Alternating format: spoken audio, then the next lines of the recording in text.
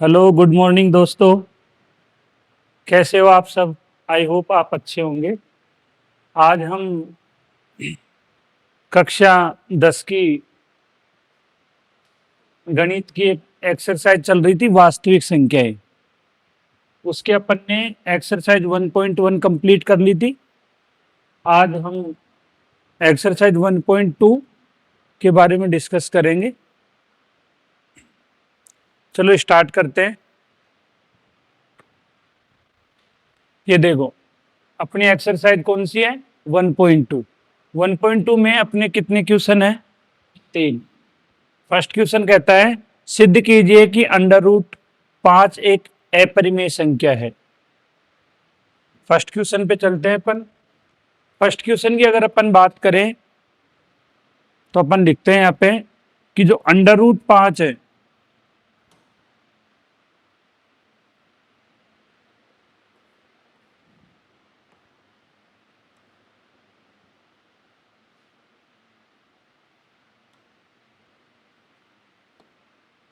Under root 5 जो है वो क्या है? एक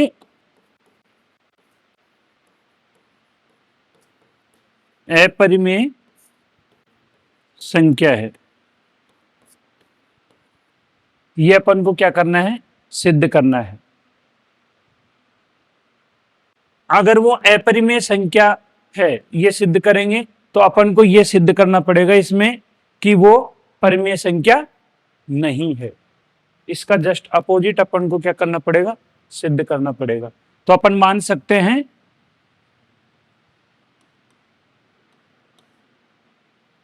माना अंडर रूट 5 जो है वो क्या है? एक अंडर रूट 5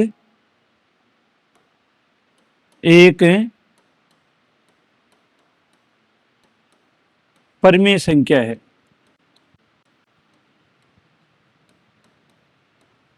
ये अपन को सिद्ध करना है। और अपन कल्पना क्या कर रहे हैं? मान क्या रहे हैं? अंडर रूट 5 एक परिमेय संख्या है। अगर परिमेय संख्या है तो उसकी कंडीशन क्या है कि वो किस फॉर्म में होनी चाहिए? P डिवाइडेड बाई Q के फॉर्म में होनी चाहिए, जिसमें कंडीशन ये है कि Q is not equal to 0। Q क्या नहीं होना चाहिए? Q 0 नहीं होना चाहिए। साथ के साथ अपन को ये भी इसमें अपन को पता होना चाहिए कि P और Q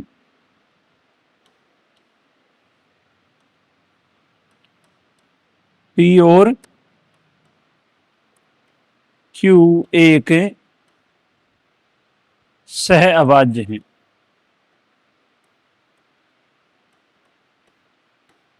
सह अभाज्य है। तो देखिए अपन कैसे सिद्ध करेंगे इसे कि अंडर रूट जो 5 है इसको अपन P डिवाइडेड बाई Q के फॉर्म में लिख सकते हैं। अंडर रूट 5 को P अपॉन Q के फॉर्म में लिख सकते हैं, जहां पर P और Q एक सह अभाज्य संख्या है। अंडर रूट 5 में P और Q क्या है? एक सह अभाज्य संख्या है। ये अपन को दिया हुआ है। तो अपन क्या करेंगे इसमें? इसको अगर अपन क्रॉस मल्टीप्लाई करेंगे तो अपने पास आ जाएगा P equal to under root 5Q। यहाँ पे दोनों ओर अपन क्या कर देंगे? दोनों ओर वर्ग करने पर वर्ग करेंगे तो यहाँ पे आ जाएगा P square equal to under root 5Q, और इसका क्या कर देंगे? होल स्क्वायर कर देंगे। जब होल स्क्वायर करेंगे तो यहाँ पे आ जाएगा P square equal to under root 5 तो हट जाएगा, अंडर रूट 5 पे से अंडर रूट का चिन्ह तो हट जाएगा, और अपने पास कितना आ जाएगा? 5Q square. क्या आ जाएगा? 5Q स्क्वायर आ जाएगा अपने पास। अब यहाँ पे देखिए अपन, जब अपन देखेंगे यहाँ पे 5 जो है वो किसको डिवाइड कर रहा है, 5 है वो किसको डिवाइड कर रहा है, p को। तो अपन यहाँ लिख सकते हैं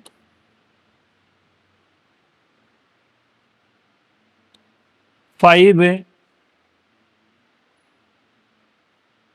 क्यू स्क्वायर को विभाजित करता है, अतः वह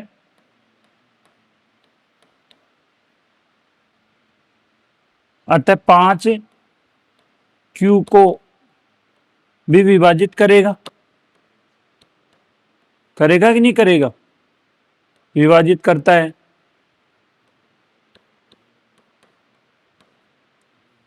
ये अपने पास फर्स्ट स्टेटमेंट आ गया। सेकंड में बात करें अपन इसमें, तो सेकंड में अगर अपन बात करेंगे तो इसमें अपन को क्या मानना पड़ेगा, एक यानी कि p को किसके इक्वल मानना पड़ेगा, p इक्वल टू 5m। यहां पर m क्या मान लेंगे अपन, यहां m एक क्या मान लेंगे, धन पूर्णांक, धन पूर्णांक है। अगर धन पूर्णांक है तो इसका भी अपन क्या कर देंगे, स्क्वायर करेंगे, तो ये आ जाएगा p स्क्वायर और यहाँ पे आ जाएगा 5m का स्क्वायर।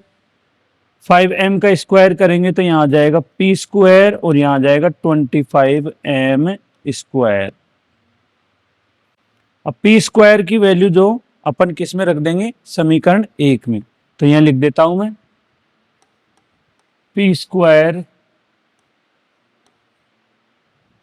का मान, यहाँ लिखेंगे p स्क्वायर का मान समीकरण 1 में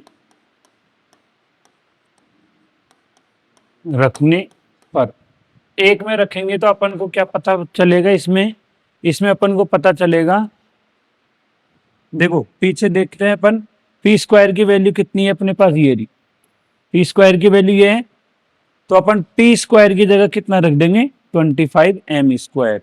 तो यहाँ पे अपन रखते हैं मान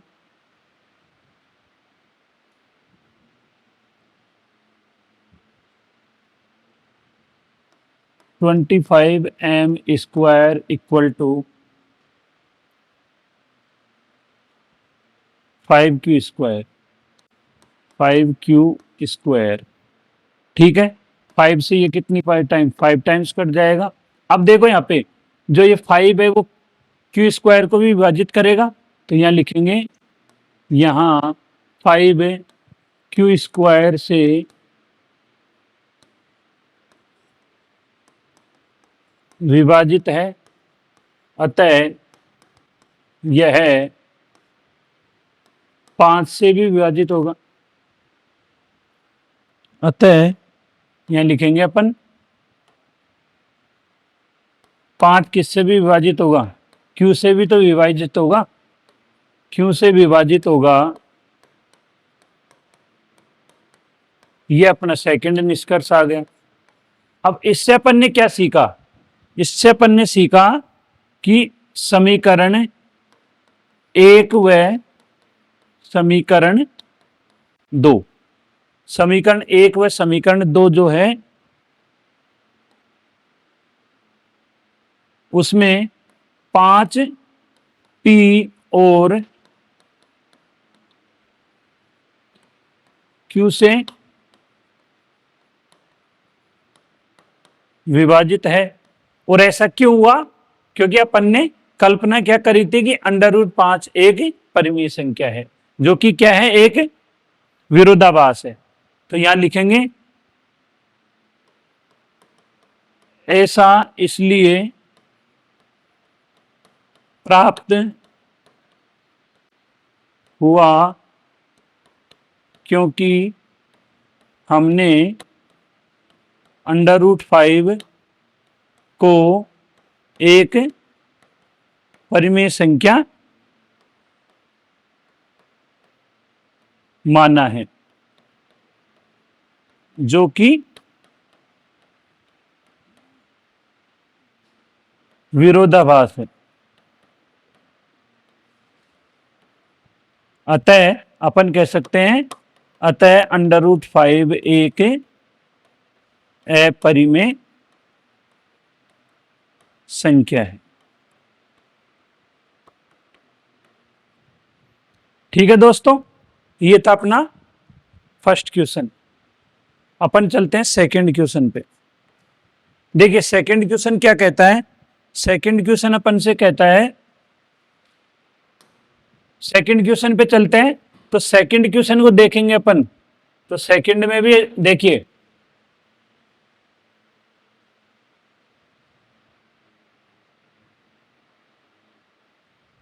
सेकंड क्वेश्चन में 3 प्लस √5 एक अपरिमेय संख्या, ये अपन को सिद्ध करना है।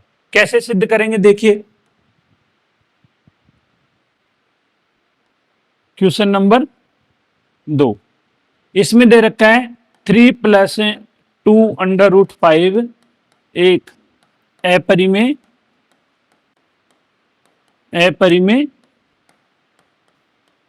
संख्या है, ये सिद्ध करना है। ये सिद्ध करना है अपन को। अपरिमेय संख्या है यानी कि वो परिमेय संख्या नहीं होनी चाहिए, इसका जस्ट अपोजिट ये अपन को सिद्ध करना है। तो अपन मान सकते हैं 3 + 2 √5, यहां लिखेंगे माना 3 + 2 √5 एक क्या है, परिमेय संख्या है।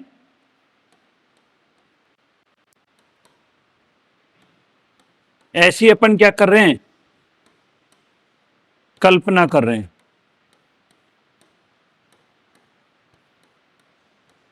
ठीक है, ऐसी अपन क्या कर रहे हैं, कल्पना कर रहे हैं। तो अब देखो यहां पे लिखा है परिमेय संख्या। तो परिमेय संख्या किस फॉर्म में होती है, P/Q के फॉर्म में होती है। परिमेय संख्या किस फॉर्म में होती है, P/Q के फॉर्म में होती है। तो अपन इसको लिखेंगे 3 + 2 √5 = P/Q। कंडीशन क्या थी, कंडीशन ये थी कि Q ≠ 0 तथा P और Q क्या होने चाहिए, सहअभाज्य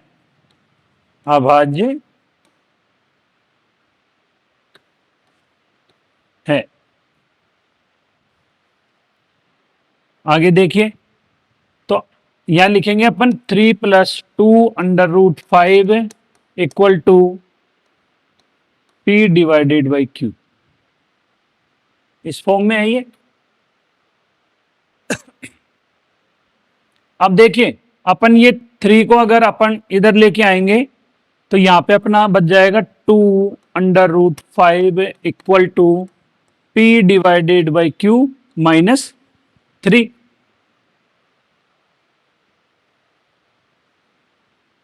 आगे चलते हैं 2 √5 = देखो यहां पे अपन एलसीएम ले लेंगे या एक मान लेंगे। तो अपने पास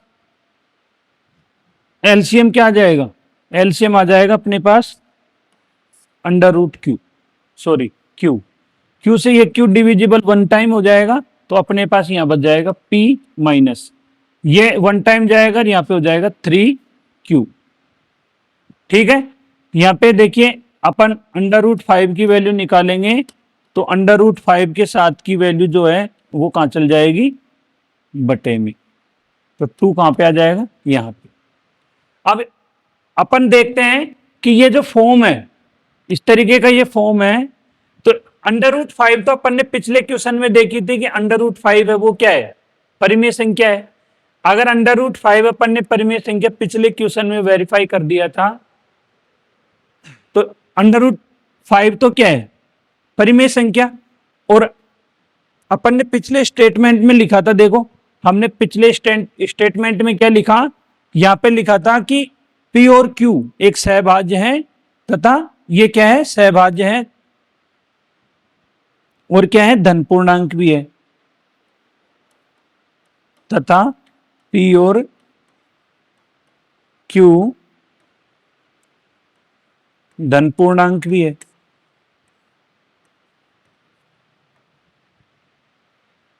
जब P और Q को अपन ने देख लिया था कि ये धन पूर्णांक है, तो ये क्या हो जाएगी, परिमेय संख्या, और √5 क्या हो जाएगा। तो यहाँ पे √5, देखिए हमने √5 पिछले क्वेश्चन में क्या प्रूव किया था कि वो परिमेय संख्या है, और इधर देखते हैं तो P और Q धन पूर्णांक है, तो वो क्या हो जाएगा, परिमेय संख्या। तो P-3Q डिवाइडेड बाई 2Q, ये तो क्या हो जाएगी, परिमेय संख्या। और ये क्या है, अपने पिछले क्वेश्चन में हमने देखा था कि ये क्या थी, अपरिमेय संख्या। और कभी भी अपरिमेय, विरोधाभास क्या है अपना इसमें, कि कभी भी अपरिमेय संख्या और परिमेय संख्या ये दोनों कभी भी बराबर नहीं हो सकती। तो ये क्या है, विरोधाभास है।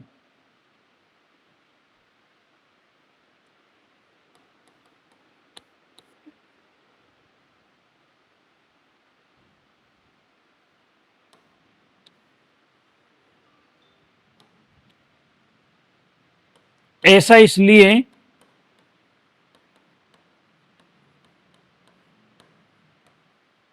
हुआ क्योंकि हमने 3 + 2 √5 को परिमेय संख्या माना था, संख्या माना, जो एक विरोधाभास है। कभी भी अपरिमेय संख्या और परिमेय संख्या दोनों इक्वल नहीं हो सकती। ये क्या है, एक विरोधाभास है। अतः हम कह सकते हैं कि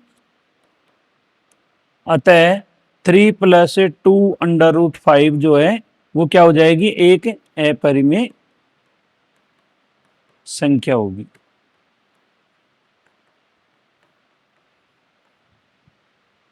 ठीक है दोस्तों, ये अपना कौन सा क्वेश्चन था, सेकंड क्वेश्चन था। अब अपन चलते हैं थर्ड क्वेश्चन की ओर। थर्ड क्वेश्चन में अपन देखेंगे, यहाँ पे हमको थर्ड क्वेश्चन में दे रखा है, ये देखिए, ये अपना थर्ड क्वेश्चन है। तीसरा क्वेश्चन ये कह रहा है, सिद्ध कीजिए कि निम्नलिखित संख्याएं अपरिमेय संख्याएं हैं। इसमें तीसरे क्वेश्चन में कितने कितने क्वेश्चन है, 3। इसमें अपन फर्स्ट को डिस्कस करते हैं। फर्स्ट को हम डिस्कस करेंगे कि 1/√2 एक क्या है, अपरिमेय संख्या है, एक अपरिमेय संख्या है। ये अपन को क्या करना है, सिद्ध करना है। तो अपन कल्पना करेंगे, अपन मानेंगे, कल्पना करते हैं कि 1/√2 एक क्या है, परिमेय संख्या है, परिमेय संख्या है। अगर परिमेय संख्या है तो परिमेय संख्या किस फॉर्म में होती है, परिमेय संख्या होती है P/Q के फॉर्म में, जिसमें P और Q एक धन पूर्णांक होते हैं और एक दूसरे के सह अभाज्य होते हैं। तो यहाँ पे अपन लिखेंगे कितना, 1/√2 इक्वल टू अपन मान सकते हैं A/B के फॉर्म में। यहाँ पे अपन इसको क्रॉस मल्टीप्लाई करेंगे तो अपने पास आ जाएगा B = √2A। दोनों ओर अपन क्या कर लेंगे, इसमें दोनों ओर वर्ग करेंगे। वर्ग करने पर,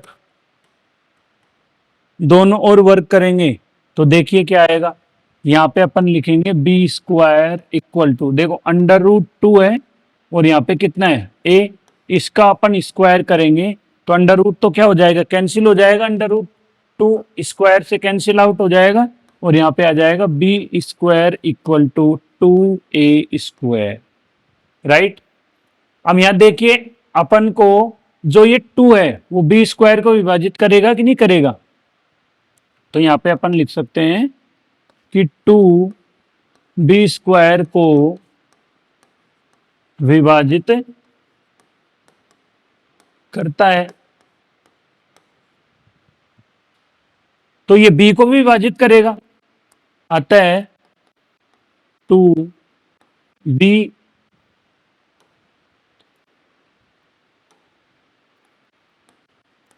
को भी विभाजित करता है। और ये अपना कौन सा हो जाएगा, स्टेटमेंट फर्स्ट हो जाएगा। सेकंड स्टेटमेंट में चलेंगे तो अपन मान लेते हैं यहाँ पे क्या, एक स्टेटमेंट मान लेते हैं यहाँ पे कितना, देखिए यहाँ पे अपन मान लेंगे जो 2a² है उसका स्टेटमेंट कितना मान लेंगे अपन, यहाँ पे उसका स्टेटमेंट मान लेंगे अपन b इक्वल टू 2c। एक मानते हैं संख्या जहां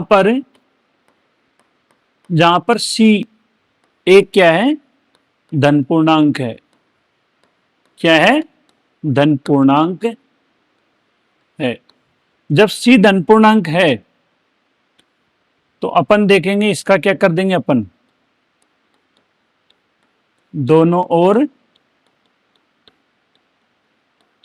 वर्ग करने पर वर्ग करेंगे तो यहां पे आ जाएगा b² और इधर आ जाएगा 2c का होल स्क्वायर, तो ये आ जाएगा b²/4,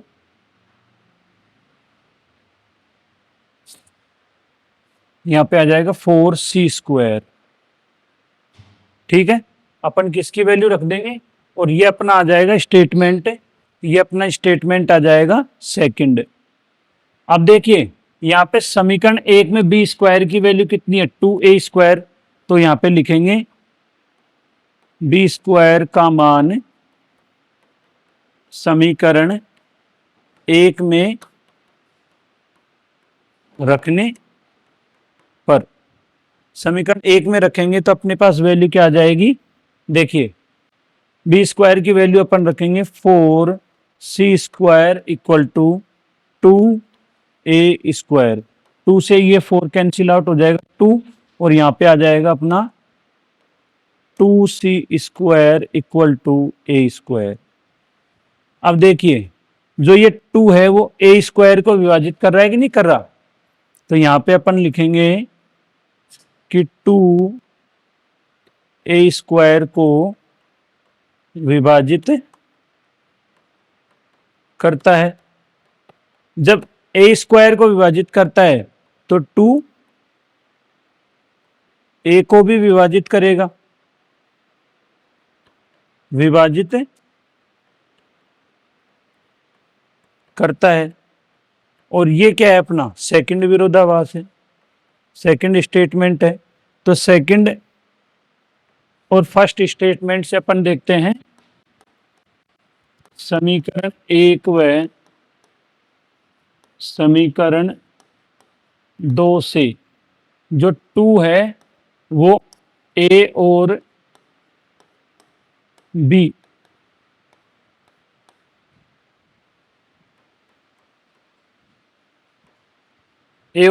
दोनों को क्या कर रहा है, दोनों को विभाजित करता है। ये क्या करता है, विभाजित करता है। और ऐसा क्यों हुआ, ऐसा इसलिए हुआ क्योंकि ये दोनों क्या है, विरोधाभास है।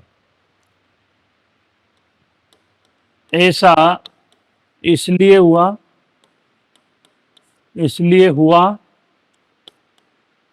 क्योंकि 1/2 √2 को हमने परिमेय संख्या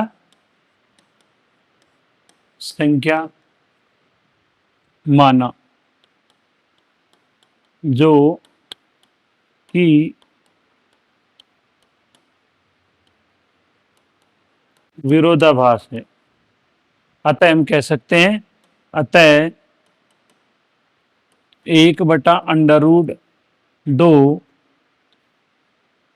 एक अपरिमेय